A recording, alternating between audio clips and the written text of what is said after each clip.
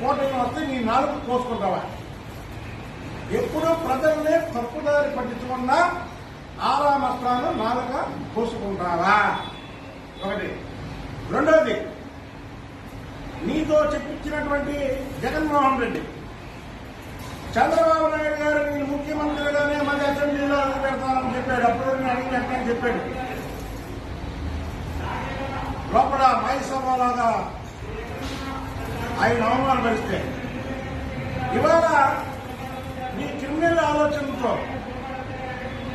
ఆఖరికి నీ పార్టీ మీద నమ్మకంతో ఎవరన్నా పందేరు కడతారేమో అని ఆ డబ్బులు వెనక్కి తెప్పించుకోవడం కోసం ఏదైతే పోలింగ్ బూత్ కౌంటింగ్ ఏజెంట్లుగా వెళ్లే వాళ్ళని బయట ఆత్మస్థైర్యాన్ని దెబ్బకొట్టడం కోసం ఇప్పుడున్నటువంటి జిల్లా కలెక్టర్లని బెదిరించో భయపెట్టో నీకు అనుకూలంగా అక్కడక్కడ ఏదైనా ఉంటే సపోర్ట్గా తెచ్చుకోవడం కోసం చెప్పించిన దానికి చంద్రబాబు గారితో డైరెక్ట్ గా నువ్వు కానీ మళ్ళీ ప్రభుత్వం ఏర్పాటు చేయకపోతే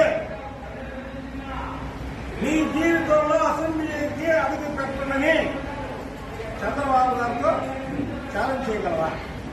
జగన్మోహన్ రెడ్డి మేము ఒకటే చెప్తున్నాం. చంద్రబాబు గారు చెప్పారు ముఖ్యమంత్రి గారే నేను అడుగు పెడతానని. అవపోతే పెట్టన్నాడు కదా. ఇప్పుడు ఆరామతో ఏక్ సర్వే నిర్వహించావు చెప్పించావు కదా.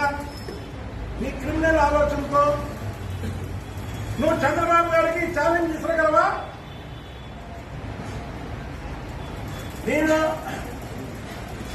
వైసీపీ ప్రభుత్వంలో వచ్చి రాకుండా నేను ముఖ్యమంత్రి అవ్వకపోతే నా జీవితంలో ఇక అసెంబ్లీలో అడుగుపెట్టనని ఎందుకు జగన్మోహన్ రెడ్డి ఇంకా 100 రోజులు ఉన్నారుగా ఎందుకు ఇంకా ప్రజల్ని అలా తెలుగుదేశం పార్టీ కేటర్ని ఆత్మస్థైర్యాన్ని ఆఖరికి ఓటు వేసిన ప్రతి ఒక్కరి ఆత్మస్థైర్యాన్ని దెబ్బతీయడానికి కోసమే ఈ ఆరామస్థాన సర్వే.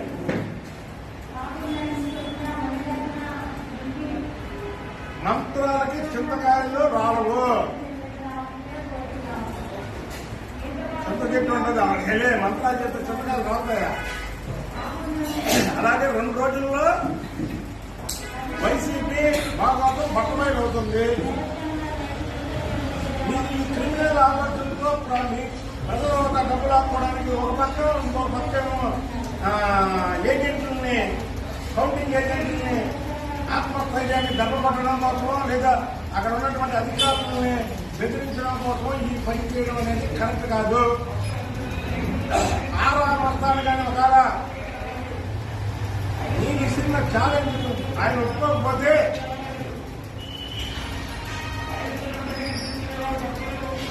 కూటమి అధికారంలోకి వచ్చిన మరుక్షణం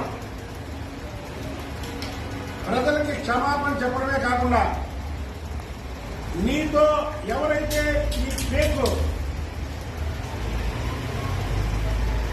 చెప్పించారో వాళ్ళ పేర్లు బయట పెట్టాలి.